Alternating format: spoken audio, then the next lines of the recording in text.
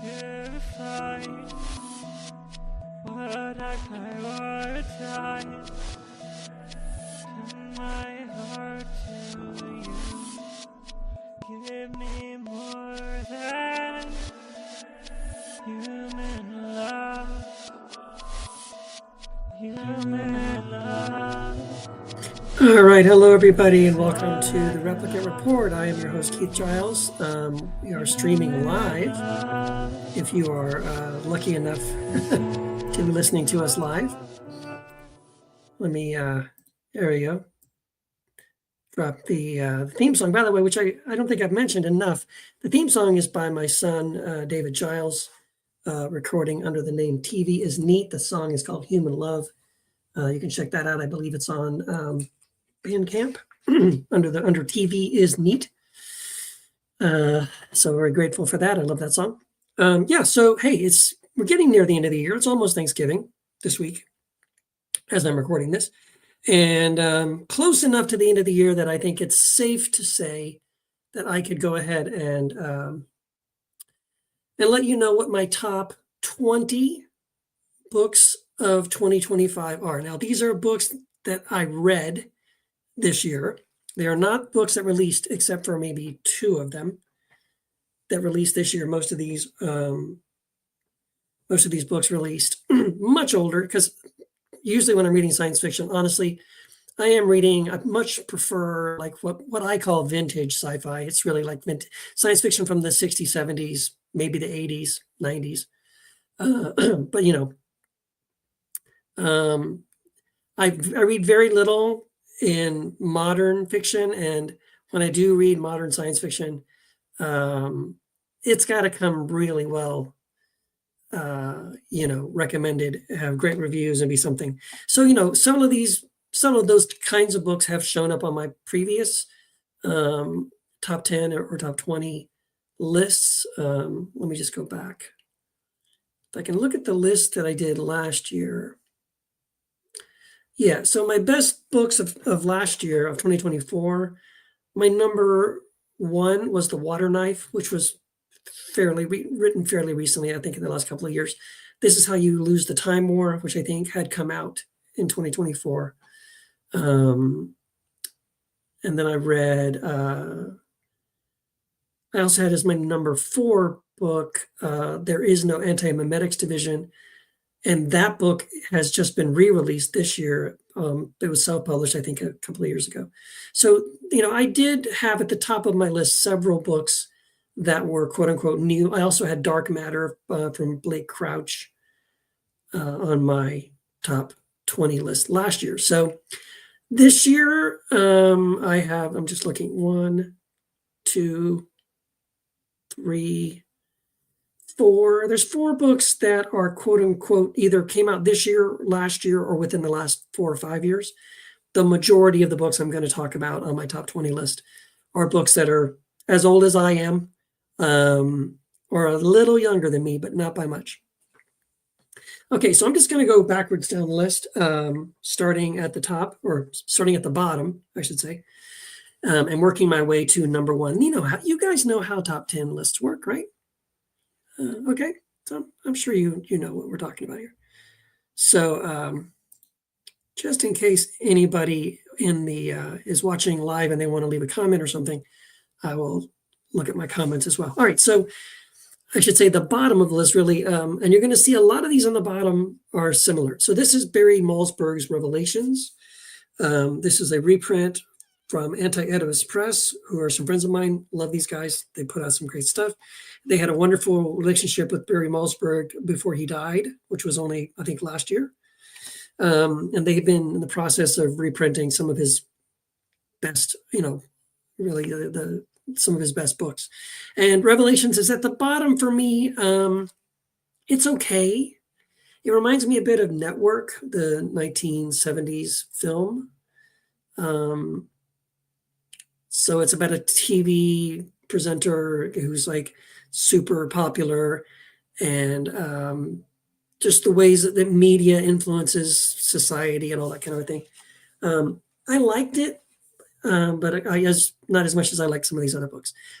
Another Another one near the bottom of my top 20 list, but also by Barry Malzberg, Horowitz's World. I'm a huge Barry Malzberg fan, by the way. I have started sort of obsessively collecting a lot of Barry Malzberg's work only in the last couple of years, because I just like really this year, maybe the end of last year, discovered Barry Malzberg, and I'm a huge fan. But at the same time, as I'm reading more of Barry Malzberg's work, what I'm noticing is he does tend to have a bit of a pattern. And in some of the other books that I'm reading lately, even if it's a good book, he's a good writer, it's an interesting book. I would knock it down a few pegs if it continues to sort of like follow those repeatable patterns. And there's going to be some others I'm going to talk about in my list that score a little higher, simply because they break that pattern. And I liked it because it was he wasn't following that same kind of predictable pattern. Okay. Yet another Barry Malzberg book. I read a lot of Barry Malzberg this year. The Gamesman. I really like this one a lot. What also is really interesting is this book is dedicated to Philip K. Dick. And so that's kind of cool. I think one of Philip K. Dick's novels inspired, I think The Game Players of Titan by Philip K. Dick inspired Barry Malzberg to write this book. I did like this. It did break the pattern a little bit. I wasn't entirely always sure what was going on, but in a good way, you know what I mean? Where like it's keeping you guessing and thinking of what's really going on here. It's sort of a dystopian future where people play these kind of arbitrary, weird games, and they all have their roles. So there's the gamesman, the person that sort of runs the game. There's like a gamekeeper or someone who's sort of like the overseer, and there's the players in the game who are at the whim of the sort of the masters of the game that are controlling what's going on. But to sort of advance in society or even to survive, you have to do well in these games. So it was interesting. I liked it better than some of the other ones that I had read. Okay, so now we're getting into the list. This is technically this is a top 21 list. So Revelations was 21, Horowitz's World was 20, The Gamesman was 19. This is my number 18 book that I read this year, The Shadow of the Torturer by Gene Wolfe. Now, I have heard nothing but rave reviews from people about Gene Wolfe, specifically about this series, The Shadow of the Torturer. I think it's the Book of the New Sun series. I went out and bought the whole thing, the whole series.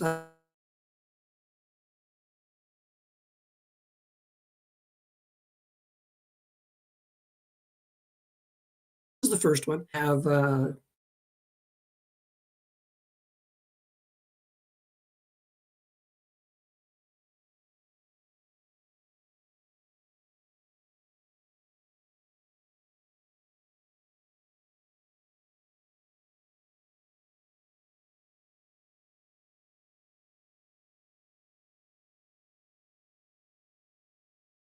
router, so it's not using Wi-Fi.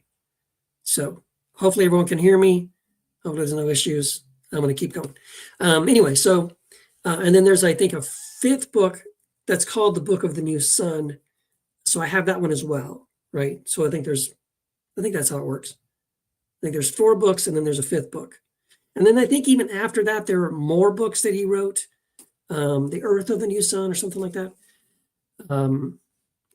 Anyway, it's a big, long series. I've only read this one, the first one in the series. I will say it did not live up to the hype for me. It's one of these things where like you're reading it and in the beginning it really reads like a sort of a fantasy novel. I'm not a huge fan of fantasy. The more you read it, there are clues that actually it's not fantasy in the sense that it's another planet or it's about sword and sorcery, but it's actually a science fiction dystopian future where far, far in the future where the sun is sort of dying. And, there's these sort of people that still use some technology, but they're kind of treated like they're wizards or something because they're, they can use this magic technology kind of a thing. There's ruined buildings with, these lost books that are collected, which of course are remnants of the advanced society before it collapsed and all that kind of thing.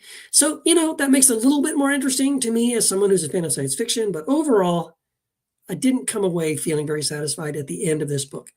I will inevitably eventually read the second book and probably I'll eventually get around to reading this entire cycle of books.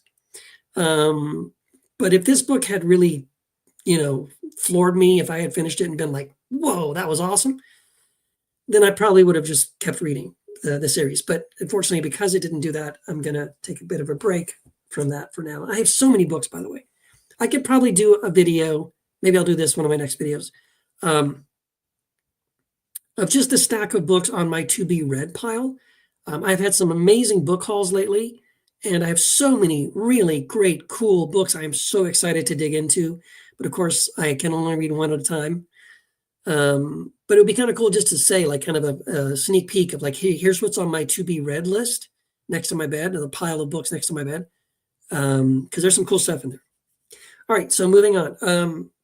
This book snuck in. Initially, it wasn't on my list, but then I sort of had forgotten that I had read it.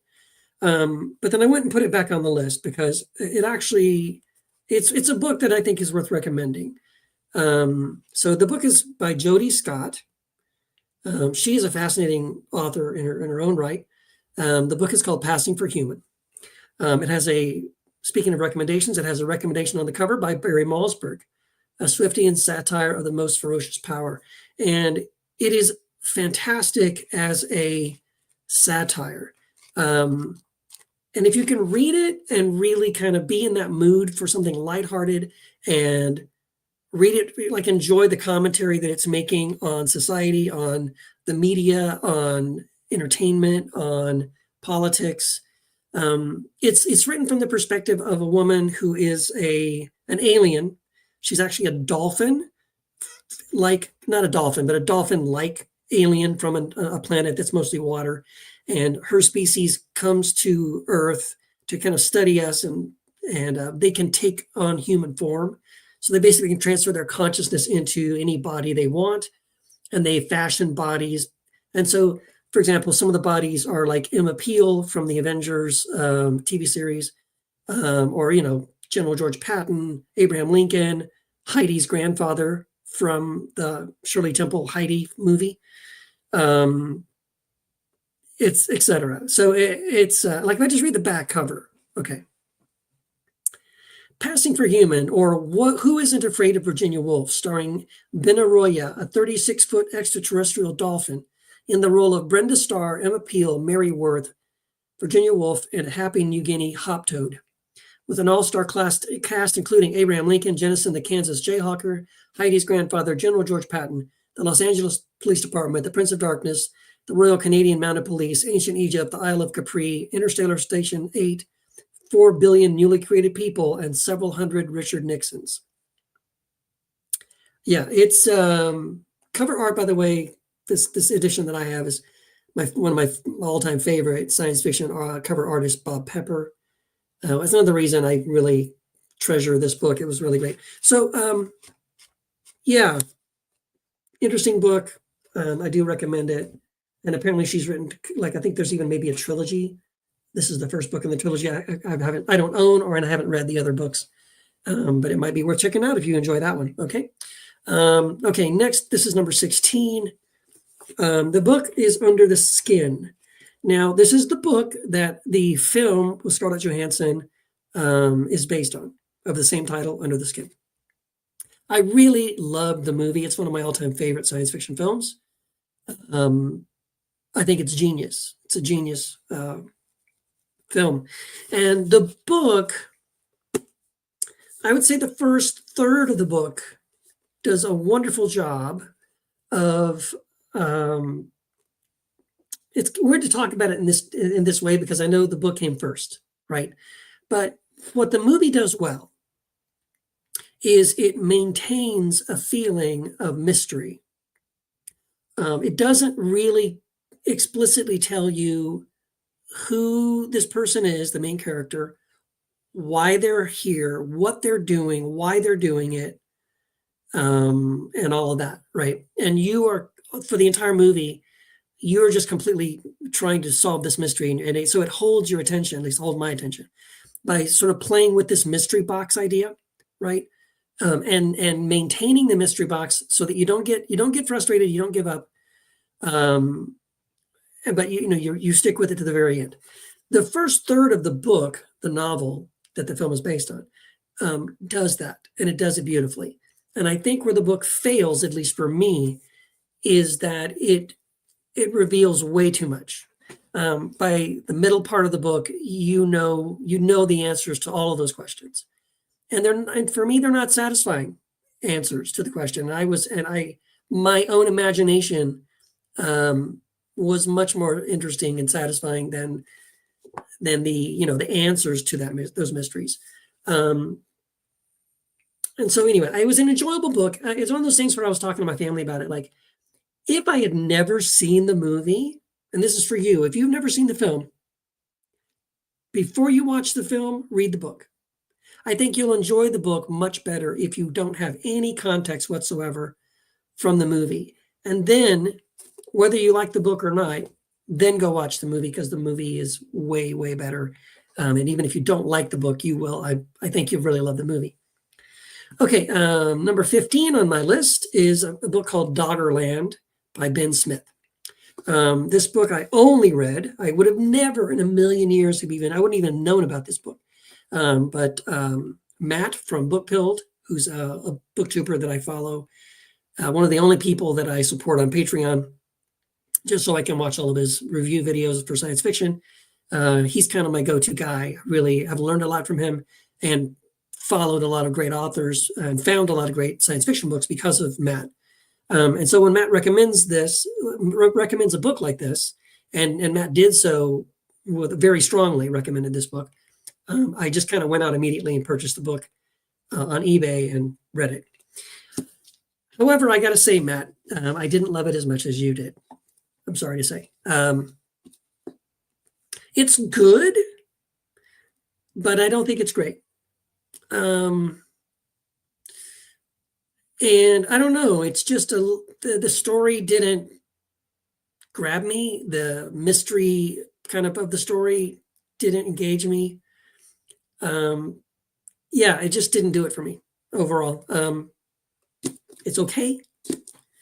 That's why it's number 15 on my list. Number 14. Now we're getting into the masters here. Speaking of masters, this is the SF Masterworks edition. Arkady and Boris Strugatsky. They're brothers. They're Soviet authors.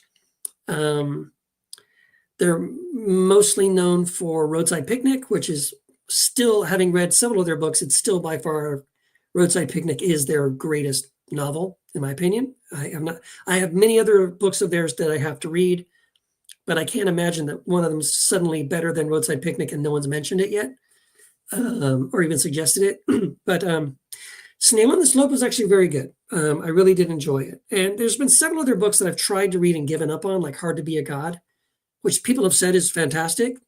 I started it and I kind of put it aside. It didn't grab me. I might come back to it later and try to finish it. But this one I did start to read and I finished it.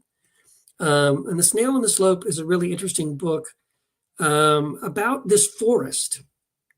I believe it's on another planet, and humans have found this forest, and it's this kind of a mysterious, almost magical forest in a way. Things are happening that we don't understand. And there's really, you're following two characters in the book. One is a human character who lives in the forest. I think sort of accidentally ended up in the forest and is trying to get out of it.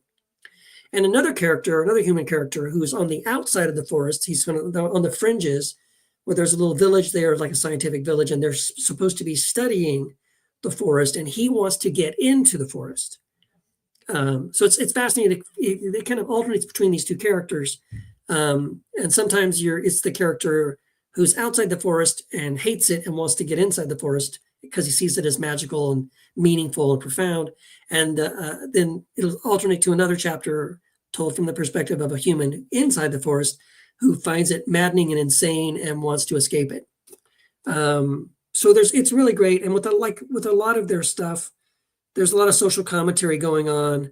I'm not sure I'm getting all of it because, of course, I did not grow up in Soviet Russia in the 60s or 70s, whatever. And so, but it's really good. It's a very good book. Just checking. So it was written in 1968, published in 1968. So, but anyway, there's enough here to chew on and to get you thinking. And those are my favorite kind of books that make you think. Speaking of that, number 13 is a book, Ice, by Anna Kavan. And it's one of these books where, I'll read from the back of the book. J.G. Ballard says, few contemporary novelists could match the intensity of her vision. Doris Lessing says there is nothing else like it. It's called a masterpiece of literary science fiction, conjuring a dazzling and haunting vision of the end of the world. And it is a book that it's very dreamlike. So Anna Kavan, the author, will be describing something from the point of view of the main character, and then it'll suddenly shift into almost this poetic, dreamlike kind of stream of consciousness, and then take us somewhere else all of a sudden. Like, how do we get here? And it does that often, and it kind of throws you off a little bit, but it is interesting. It's sort of that in itself is saying something about the world that this book is set in, and the mindset of the main character, who's not a very reliable narrator at all. And you're sometimes not sure, are they the good guy? Are they the bad guy? Are they out of their mind? Are they dreaming this, hallucinating this? Or is it really happening? And these hallucinations and dreams are just their way of coping with making sense of what's happening to them. I'll read a little bit also in the back cover of the description. In a frozen apocalyptic landscape, destruction abounds, great walls of ice overrun the world, and secretive governments vie for control. Against this surreal yet eerily familiar broken world, an unnamed narrator embarks on a hallucinatory quest for a strange and elusive glass girl with silver hair. He crosses icy seas and frozen plains, searching ruined towns and ransacked rooms, desperate to free her from the grips of a tyrant known only as the Warden and save her before ice closes all around. I'm going to stop there because that's the basics of it, but so much more happens in the book. But interesting book. It's one of these ones where, again, it was recommended by Matt from Book Build, and I would have probably never even have known it existed apart from Matt mentioning it. But it's a Penguin classic, so if you're interested in science fiction, I think it's one of those books you probably should check it out. I'm going to make room here on my desk as I'm going through. I need to be able to put these books down somewhere. Okay, so next on the list is number 12. This is by Christopher Priest. It's called The Glamour. Christopher Priest is also a new author for me that I discovered this year. Excuse me. Again, another booktuber, the Outlaw Bookseller on YouTube. He was the first one to mention Christopher Priest. He recommended this book and one other book of Christopher Priest to start with. I have read both of those books. This one is my number 12 of the year. I enjoyed it. It was very good. There are apparently multiple versions of the book. This is not the one that the Outlaw Bookseller, recommended. That version, which I think is the first printing, is very expensive and hard to find. So I went with this one. Apparently they all have slightly different endings. But I think I got enough of the gist. You know what I mean? I think I get what's happening, what's going on, the characters. Again, it's one of these things where the less you know going into it, the better. I will caution you, if you do pick up this book and begin to read it, it is a great sort of a mind-bending kind of a novel. But let me just tell you, the mind-bending part won't come until you're more than halfway through the book. So about the first half of the book, it's just going to feel like a pretty normal, boring story about this guy. I mean, it's interesting in the sense of these things are happening to him, and he's in an accident, and someone dies, and he's lost his memory, and they're trying to get it back, and they're using hypnosis. Okay, so it's interesting, but there's no science fiction element to it, and you're sort of like, I thought this was supposed to be a mind-bending kind of sci-fi novel. It doesn't feel like a mind-bending sci-fi novel. But if you stick with it, and you get beyond that halfway point, and then you start to see what is going on, at least what you think is going on. And there are different twists and turns all through this book to the very last paragraph. I would say it's very rewarding. I really did enjoy this book, and I do recommend it for anyone that likes that kind of like mind-bending sci-fi stuff. That's kind of my favorite stuff. Did you like Inception? You'll like this book, right? Did you like Tenet or Memento? You'll like this book. And I mentioned those films also. I should probably also mention that Christopher Priest is the author of The Prestige, also a film directed by the same director of Tenet and Christopher Nolan. So there's a bit of a connection there.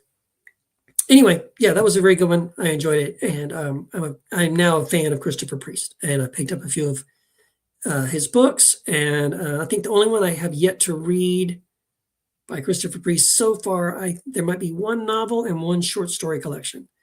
So I'm curious about jumping into his short stories to see how they compare to his novels. Okay, this is my number 11, and then after this, we're getting into the very top 10 books of the year. Ready? Okay, this is number 11. D.G. Compton's The Unsleeping Eye. Yes, another book recommended by Matt from Bookbuild. Thank you, Matt. There are two versions of this book. I accidentally bought the wrong version, I think. It was published under a different title. I think it's called what's it called? It's something about Catherine Morton-Hoe, whatever. It's not a very interesting title. But then after I bought that version, I ran across this, which is a DAW science fiction paperback, which I can never resist, with The Unsleeping Eye, which is a much cooler title and a much cooler cover. And it's a DAW science fiction. This is book number 102 in the DAW series. Can never resist those yellow spines. So the interesting thing about this book, kind of similar, I think it's a similar criticism or a comment to the previous book, The Glamour. The setup for the book is really cool. I'm going to read the back. The man with the TV eyes. Catherine Morton-Hoe was going to die. By the way, this book is set in a future world where we have pretty much eliminated all diseases. So people live very long lives. And so there's some weird, strange virus or disease, very rare, that Catherine Morton-Hoe, this character, comes down with, and her doctor tells her, that he can't believe it, but she has only a few days to live. And so she becomes overnight sort of like an anomaly, a star, right? A sensation. And all these media outlets want to, it's like, there's a lot of like reality television, and they want to get the rights to film her story, to document her, because everybody wants to know, who is she and how did this happen and what's it like to die young, because no one dies young in this future.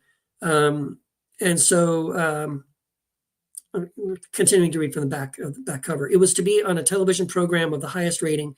The crisis and problems of the closing years of the 20th century had forced the entertainment industry to ever escalating needs to hold its audiences, and fatal illness, once so common, had become such a rarity that Catherine's doom was a magnet for all eyes. So there's a guy named Roddy who works for this large television company. He has his eyes surgically replaced with these eyes that are cybernetic eyes, that everything he sees is being broadcast on a television signal. And so he's a walking camera.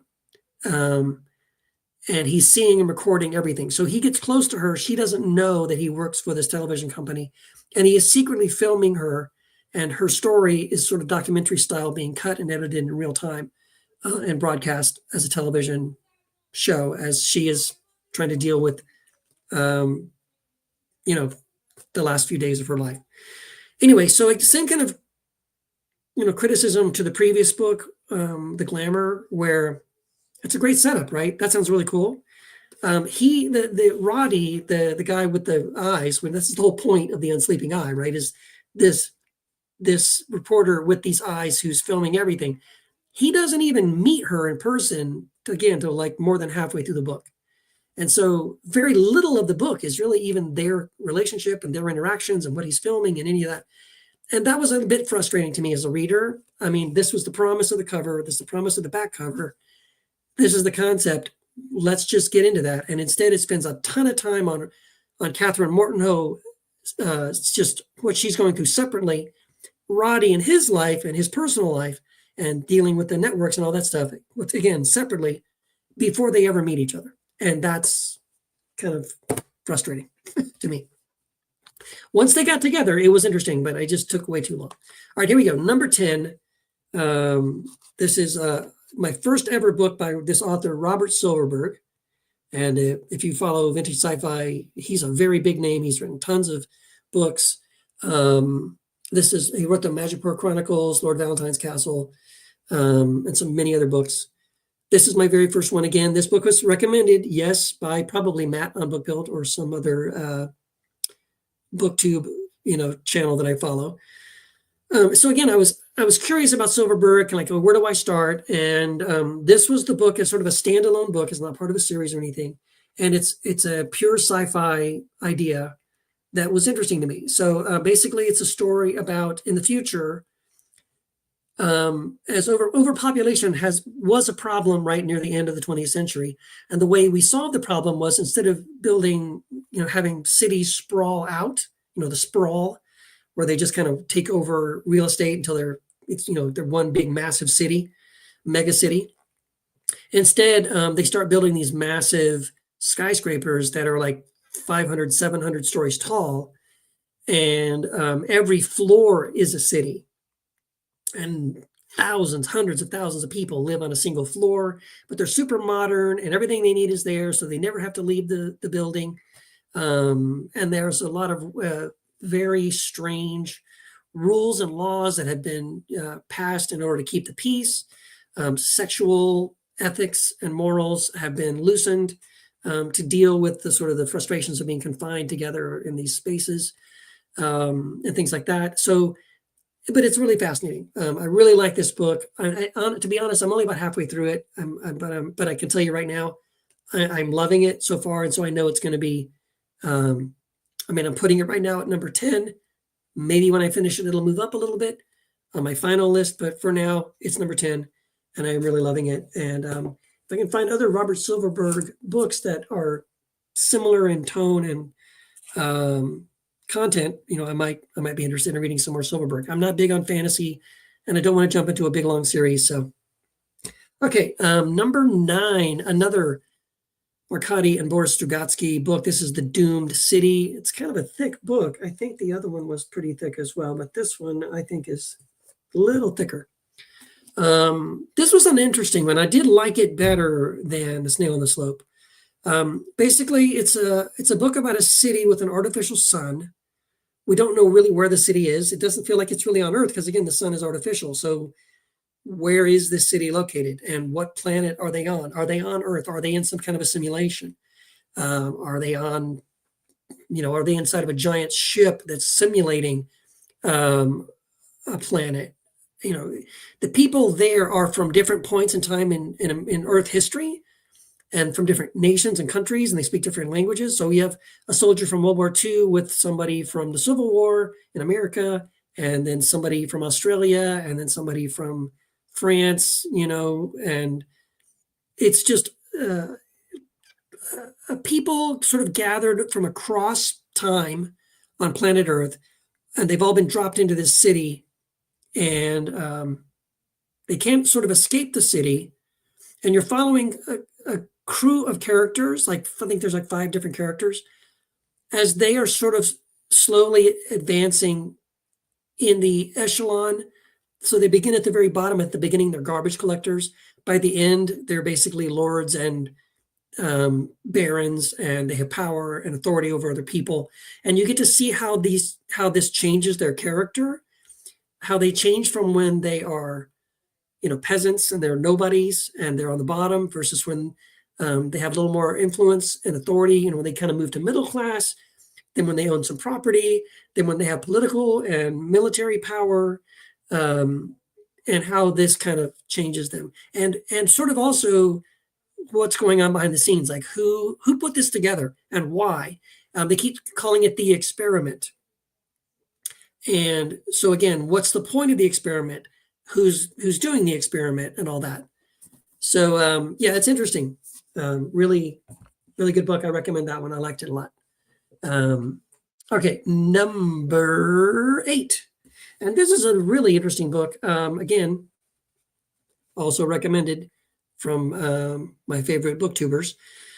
It's by Olga Robin. Now, this is a more recent book. It's called The Employees. Let me see when this came out. It's called A Workplace Novel of the 22nd Century. This was published in 2020, so fairly new. It's got endorsements from Jeff Vandermeer, who wrote the, what's that series? Annihilation series. Yeah, so here's what's interesting about it. Every chapter it's like you're reading transcripts from an HR department who is interviewing different employees, but all the employees all live and work on a generation ship that's out there in space. And of course, it's being run by some corporate entity. And they find these alien artifacts, these alien creatures. Some are plants, some are like more simple kind of animals, at least as far as they know. But you sort of, as you're reading the transcripts of these interviews with all these different unnamed employees, you start picking up these patterns, that something weird might be going on, that these animals, plants, artifacts, or whatever are having strange, odd effects on the crew. And yeah, I probably shouldn't say more than that. And it's also, they're told out of order. So they're numbered like 1, 2, 3, 4, 5, 6, but they're not told, they're not assembled in that order. So like, the first one you read is, let's say, statement number 4. And the second statement is statement number 12. Then the third is number 6, then number 2, then number 14, then number 15, then 11, then 13. It just jumps. But by jumping around in time, and changing characters all the time, you can slowly kind of put the puzzle pieces together. It was really good. Very poetic. The author, Olga Robin, is a Danish novelist and poet. And so it's very poetic in that sense. Very fascinating topic, and interesting the way it was written, the style it was written in, as well as the language. So I really enjoyed that book. Number 7, our good friend Barry Malzberg, In the Enclosure. I love this cover, by the way. Really like that cover. And let's see, this was published in 1973. Don't think it says the name of the artist who did that cover. It does not. Although it says it was designed by Leila M. Culhane. So anyway, this is one of the Barry Malzberg books that breaks his pattern, which I'm getting a little tired of, honestly. So when I read this one, I was just really pleasantly surprised that this novel broke his pattern, that he just falls into, right? Malzberg wrote a ton of books and wrote them very quickly. And I obviously, if you're trying to write a lot of novels and you're trying to write them very quickly, it helps to have a formula, right, or a pattern.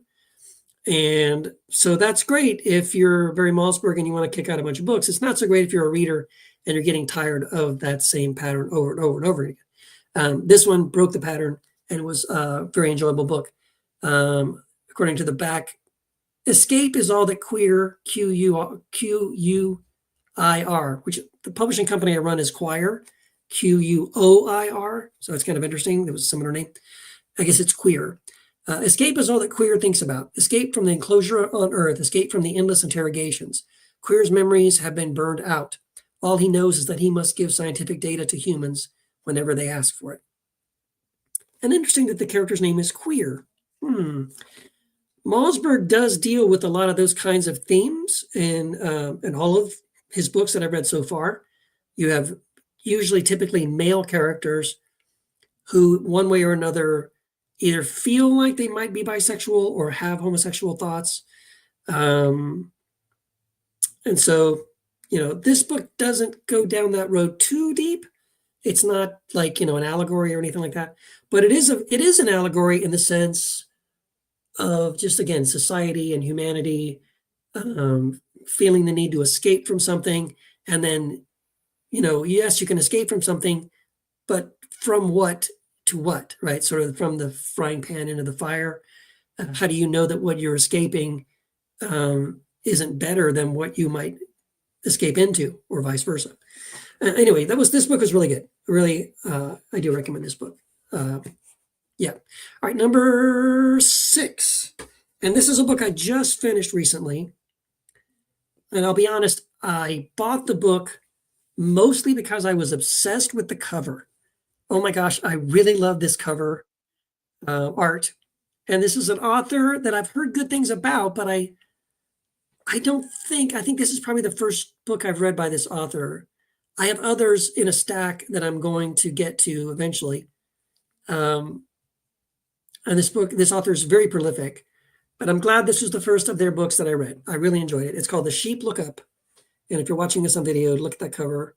I just love that cover. It's a pretty thick book. And it's also very interesting the way it's written, the style of in which it's written. It's almost like flipping channels on a TV, you know? It's just like you drop in the middle of something. Sometimes it is an actual television broadcast or a press conference, or just boom, the next scene with the next character. He doesn't pick, he doesn't pick like a main character and follow that main character throughout the story. What he does, and it kind of gets annoying a little bit in the beginning, of like he's constantly introducing new characters. Like it feels like the first 10 chapters, there's 10 different characters.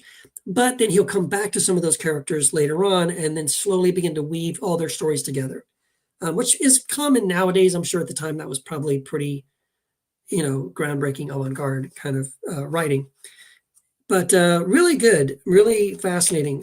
Sort of about America near the end, like America going through the final throes of ecological collapse, financial collapse, food instability, a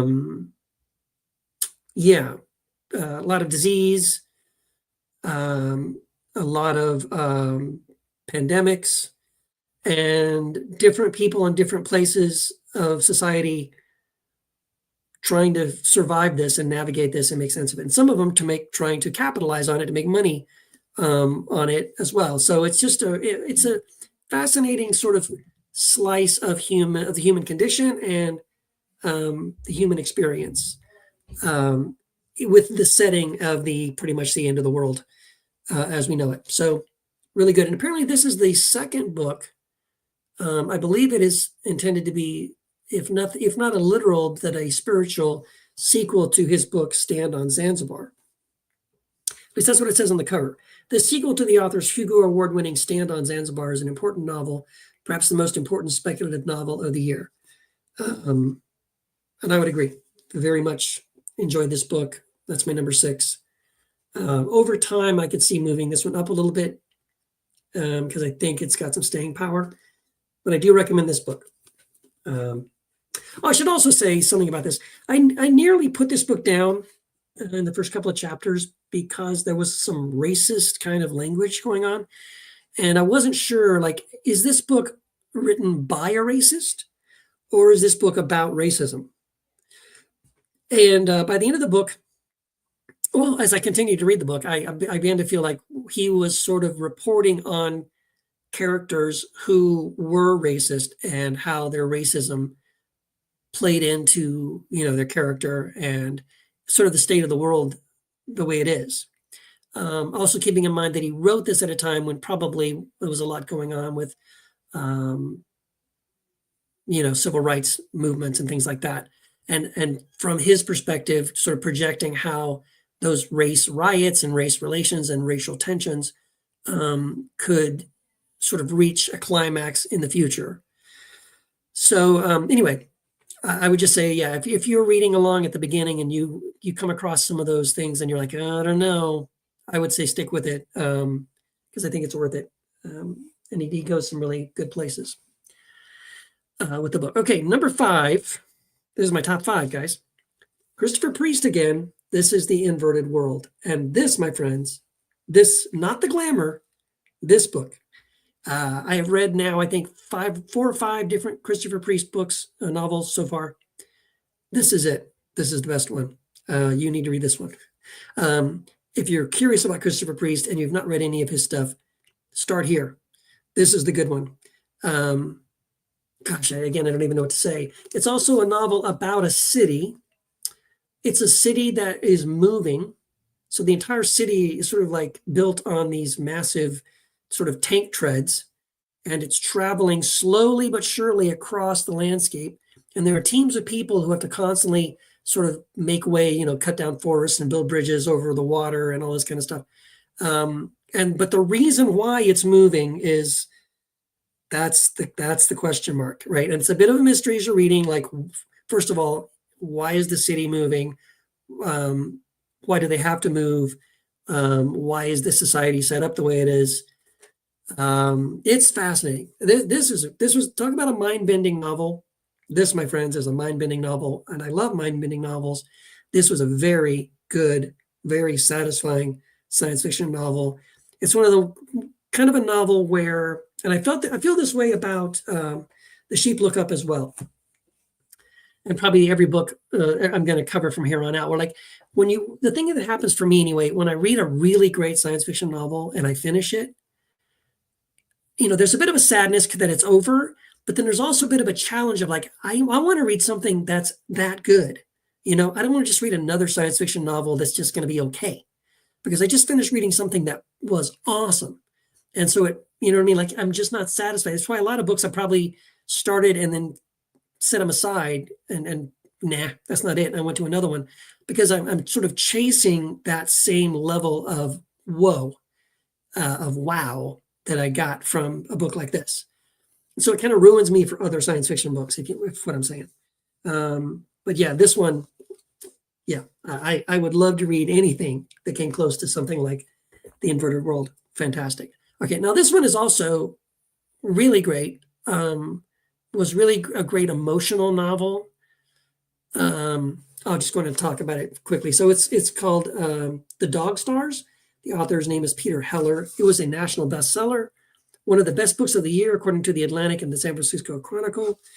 It's very similar to Cormac McCarthy's The Road, and you'll see people on the cover and on the back cover comparing this book to that book. This was published in 2012. It's one of these things. So similar to The Road, it's very beautifully written. The prose is beautiful, very easy to read. Characters that you will immediately fall in love with and enjoy spending time with. And at the end of the book, when you have to end the book and put it down, you will be very sad that you don't get to spend more time with them.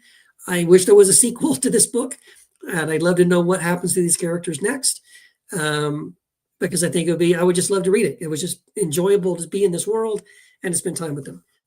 Essentially, this is a book about a pandemic that kills everyone.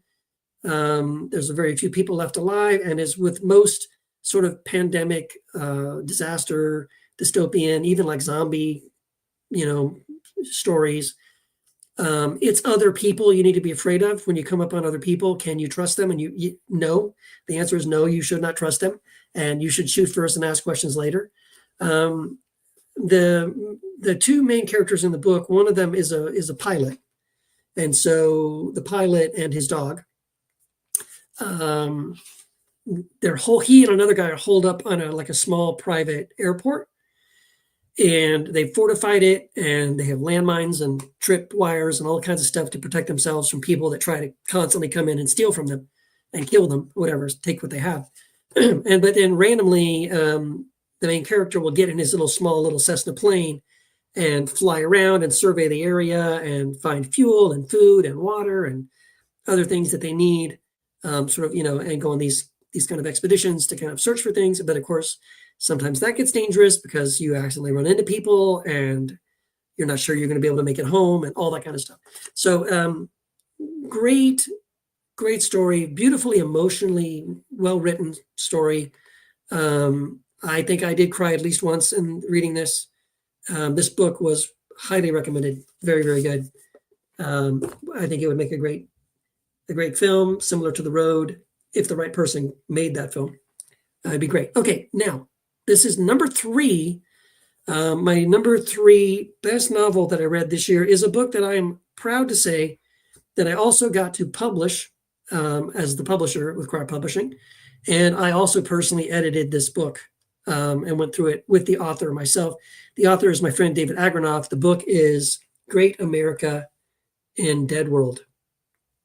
And oh my gosh, is this book amazing. So Great American Dead World is an experimental satire patterned after the writing formula used by the late science fiction author Philip K. Dick. I'm reading from the back cover. Agranoff's novel imagines a future dystopian world where, under the rule of President Supreme, global temperatures are on the rise and the ultra-wealthy plug into a virtual heaven while the working class keep them alive in their pods. But when the global food supply begins to run out, what will keep Great America from devouring itself? This is such a good book, guys. And I'm not saying that, again, just because David Agranoff is my friend. And I'm not saying that just because Quire published it. I'm saying it's because it's a great novel is the reason Quire published it. When David even just told me the pitch for this book, we were talking probably like a year ago, and David pitched me the idea for this book. I immediately was like, I want to publish that book. Well, first I thought I want to read that book. And then he sent it to me and I read it and I'm like, oh God, please let Quire publish this book. It is so, so good, my friends. Very, very, very good. Love this book so, so much. Very highly recommended. It's funny, it's thought-provoking, and it does feel like reading a Philip K. Dick book, my favorite science fiction author. It feels like reading a science fiction book. If Philip K. Dick hadn't died in 84, then this is the book he would have written if he was still alive today. And David Agranoff did a great job. Hats off to you, my friend. Very well written.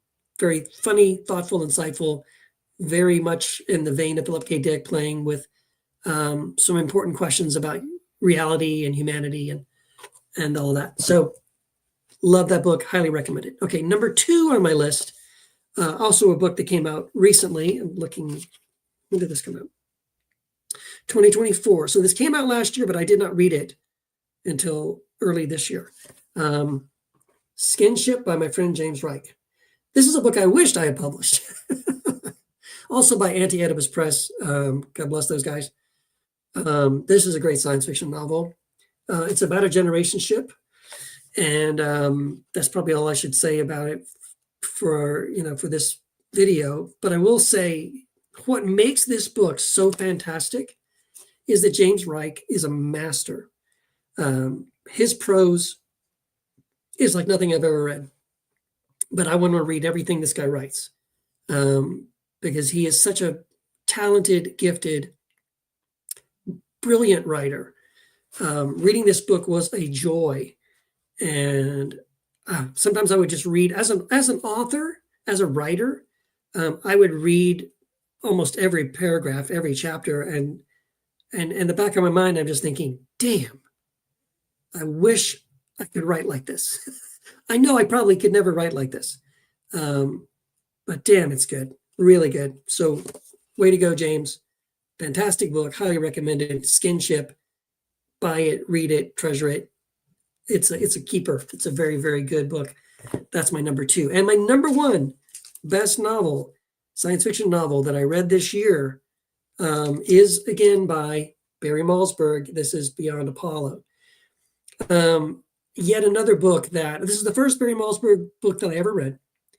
And I will say that as I was reading it, every chapter of my mind was blown. I would read a chapter and be like, whoa, and then turn the page and start reading the next chapter and be like, wow. In fact, I was so obsessed with the genius of Barry Malzberg in the way this book is constructed that I literally opened, after I finished the book, I opened up a spreadsheet and I tried to map out what Barry was doing structurally and like how he constructed the book, chapter 1, chapter 2, chapter 3, chapter 4, just to visually look at it and really marvel at his mind. Like how did he even think of writing a book to tell the story that he's telling, to decide to tell it the way he told it. wow. And at the time, I was working on writing a science fiction novel of my own, and was struggling, to be honest, with writing that novel. I'm still writing it, to be honest. Um, but after reading Beyond Apollo, it really gave me so much creative freedom and excitement of like, oh wow, I can really do whatever I want. I can really do anything. I can do this because Barry Malzberg, in this book, look what Barry Malzberg did. I mean, I can't believe that what he pulled off in this book. He was able to just transition and shift from voices and perspectives and tone and style in such fluid, effortless, graceful ways. Yeah, it just gave me permission to do the same. Like, okay, I'm going to do that too. I'm going to give myself that permission as well to be just as audacious and creative and unpredictable as I feel like I need to be. It really just gave me permission to not worry about what the reader might think, not worry about whether what I'm doing is quote unquote the right way, or following certain conventions of, oh, I'm telling a science fiction story, so I have to do this and I have to do that, and I have to have these characters and I have to have these kind of scenes. And like, no, I mean, in Beyond Apollo, I felt like Barry Malzberg just said he just took a hammer to all those expectations and blew them up. And it was very refreshing, very empowering for me as an author, and was very refreshing as a reader of science fiction, because I read a lot of science fiction, as you can tell, and it's just so exciting to read a book by someone like Barry Malzberg, to read that book, and yeah, and just see what's possible, again, because a lot of science fiction can get very repetitive and like, oh, again, here's a generation ship story, here's an alien invasion story, here's a first contact story, here's a mind-bending kind of psychological story, and those are great. Those aren't bad in themselves, but when you read something that feels like this is, wow, this is different, this isn't like anything else I've ever read before, it's a little breathtaking. So I really loved that book, Beyond Apollo. And there you go. That's it. My best books, my top 21 science fiction books of 2025. I still want to do a video, just to let you know what's coming up. So I want to record a video. I've already got the list of my, let's see. I made a list of the best science fiction films of the decade. I made a list of, let's see. There's another list. Oh, the best science fiction books of all time. Yep. And then the best science fiction films of all time. Yeah, I think that's the one. I think the best sci-fi films of all time is one of the videos I want to do. I've got my top 25, and then I have my honorable mentions, which is like another 25. And then I have some, I want to spend some time on that video talking about, like, what about Marvel, DC superhero films, and how does that fit or not fit in that list? It doesn't. What about like anime? How does it fit? Why is it separate? Why is it not, included? Things like Star Wars, Minority Report, why I hate it so much, Looper, why I don't understand why people love that film. I think it's horrible. Avatar, even Aliens by James Cameron. So I have a little commentary I want to make about some of those things. And then I also have one, this one I'm very interested in doing. I want to do a video on the top 10 best vintage science fiction comic books or graphic novels that you should own and that I do own. And so these are all, let me make sure, I think these are all in my collection. Yes, I own all of these. Yes, I do. I own all of these, and I want to talk about why they're so great, why you should own them. Yeah. And then there's also some honorable mentions. I have 1, 2, 3, 4 other honorable mentions. So technically it's the top 14. best sci-fi comics, graphic novels you need to own. And so I'll do that. I'll do that one. And I'll do the best science fiction films of all time video coming up probably, if not next month, then certainly in January, right? All right. So anyway, thank you all for listening. And, I'd love to hear what you think. Like, what are your top 10, top 5 science fiction novels you read this year? Anything I missed, anything you'd like to recommend? I'm always open to suggestions. I'm always open. I keep a list in my pocket every time I go to a bookstore, and I pull it out of looking for different books and stuff. So if you've got something you want me to add to my list, please let me know. And I guess otherwise, I'll see you next time. All right. Take care.